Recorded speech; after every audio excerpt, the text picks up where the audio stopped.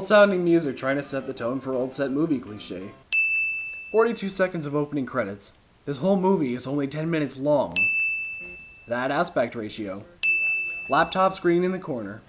Remember, these dealings have been confidential, and nobody needs to find out about these, or the funding you provided us with in the last election. John A. MacDonald. If he wants these dealings to remain confidential, then why is he writing a letter? Wouldn't it be easier to meet him in person? Writing this letter poses a serious risk because it could be discovered. MacDonald puts the letter in the desk in this shot, but in the next shot it's in a piano. Also, this letter has the power to bring MacDonald down, but he doesn't mail it out or something right away. Looks like MacDonald keeps posters wherever this is. And is that the base of a drum set? This room is clearly light, but Lucius brought a candle anyways. I don't think they had electronic pianos back then. This blur spot is clearly covering something. How does Lucius know exactly where this letter is? MacDonald seemed to be alone when he wrote it, so how would he know where it was hidden? Assuming there was a leak somewhere, wouldn't there have been some kind of security to protect where it was hidden? This was the same desk MacDonald was at before. Lucius walks into Mackenzie's office without being cleared by any kind of security. Mackenzie gives him the money and casually takes the letter, and I took this to mean they know each other, Lucius walking in uninvited and all. But in the next shot, Mackenzie asks him who the heck he is.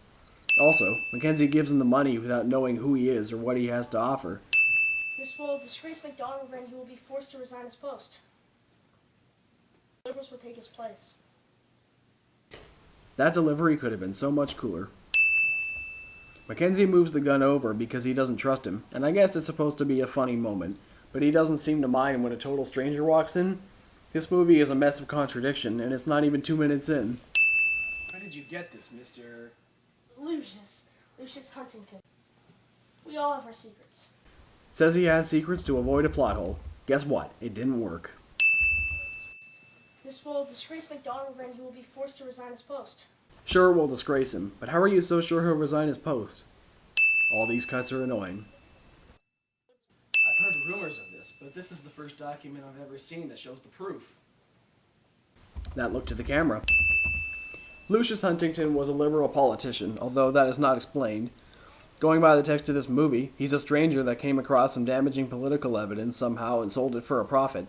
It seems strange Mackenzie would invite him to a meeting in Parliament just after he met him. Also, Mackenzie couldn't just present it himself and take all the credit. That happens all the time. If only Parliament was this small, I'm sure more would get done. I'd like to point out that this letter was signed by you. We've also obtained That squeak. a letter to Sir Hugh Allen from you prior to the last election of 1872. Another letter? And so soon, too. MacDonald really needs to hide things better. He admits by his silence. Does he really admit anything by his silence? Huntington didn't even look up. It could have been a guilty silence, but it could have also been a shocked one. Unquote. Does this sound familiar, MacDonald? He admits by his silence. I call for a re-election on the ground. He continues to read the paper even when the quotes ended. All I have to say is this. I had a dream. A dream to connect... So Huntington brought a pistol to Parliament, puts it to his head, and everyone's just cool with it? Was there no such thing as security back then? I knew Mackenzie was making a mistake. For a re-election, say aye. I...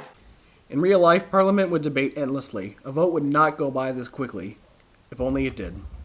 Why does Huntington's vote even count again? He's not an MP in this movie. By that count, it's a draw. I... Alright, That blur is clearly trying to cover something up. we'll hold it within two. For all the money I spent on your cause up, MacDonald, you better hope so. That Scottish accent. Due to the country's economic depression under Alexander Those beeping noises. Mackenzie's leadership, Parliament has called for a new election. Is that supposed to be MacDonald reading in his head? Because it sounds more like Mackenzie. When we do this... That cattail. I was working on the railroad. Come on, men, put your backs in. Haha, railroad workers singing I was working on the railroad. These guys are hammering to the tune. When Lucas hits his thumb with the hammer. Prairie cat. It doesn't look like they've done very much. Where the captain's standing, you can't see any railroad past him. but when the shot pans this way, there's nothing going that way either. What are the chances? One tree blocking a whole railway. He's not even trying to chop that tree. That is a very inefficient way to cut a log. Walking like that. This hill looks like it's been built up. Oh, don't look down. Don't look. Oh, and I look down. Oh. There goes Lucas. He made it off that cliff. What are they afraid of? Lucas falls off the cliff and makes it out with just a limp. Babies. He made it off that cliff. You know, there's dynamite a hole. What? Fire in the hole! Oh, come on. Did that fall give him brain damage or something? He doesn't know he's setting dynamite? Also, that's really dangerous. They couldn't have lighted a fuse? I get it. The scene's comedic relief from all the politics from before, but these guys should be fired. They're lazy, inefficient, and just plain bad at their jobs. Things are going well. Production on the railroad has increased amazingly since we had the Chinese workers hired. They are my best workers because they're always willing to do the hardest and most dangerous jobs. Best of all, they hardly are costing me anything. Most are just trying to make a living to send to their families and will do whatever it takes. Anyhow, as long as having them around means saving money, they're my most valuable workers. That's racist and cheap. So how's it they're both... Crowfoot leaped from one side of the camera to the other in between sentences. Smith, this was going to happen at some point or another. So you should just accept this turn of events and take whatever they give you as a consolation for this. Birds to make it sound peaceful. Also, cars in the background. Isn't this supposed to be the late 1880s? That look to the camera. They have offered you a lifetime pass to ride the railway when it's complete. I don't even have to tell you of the benefits this would provide for you. Alfred says he doesn't need to say anymore. Maybe he should anyways. They have offered you a lifetime pass to ride the railway. Let them build. You will not be disappointed. Crowfoot loses his sash. The facing of the final spike here in Craigellachie, British Columbia. John A. MacDonald should have practiced saying the name of that city. All I can say is I'm overjoyed the country will be connected by this, a ribbon of steel. Roll credits.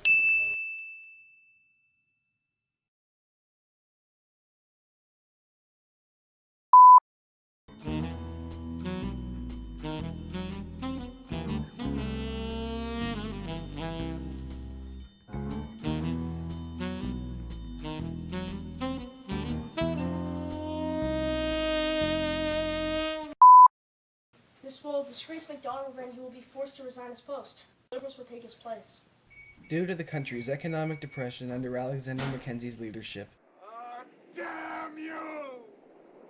God damn you all to hell! What could they possibly offer me? They have offered you a lifetime pass to ride the railway when it's complete. I got my ticket for the long way round. 2 bottles of whiskey for the way. I was working on the railroad. Come on, men, put your backs into it. Get back to work or you're fired. Well, if we're fired, where do we go? You may be in the middle of the prairies, but that's not my problem.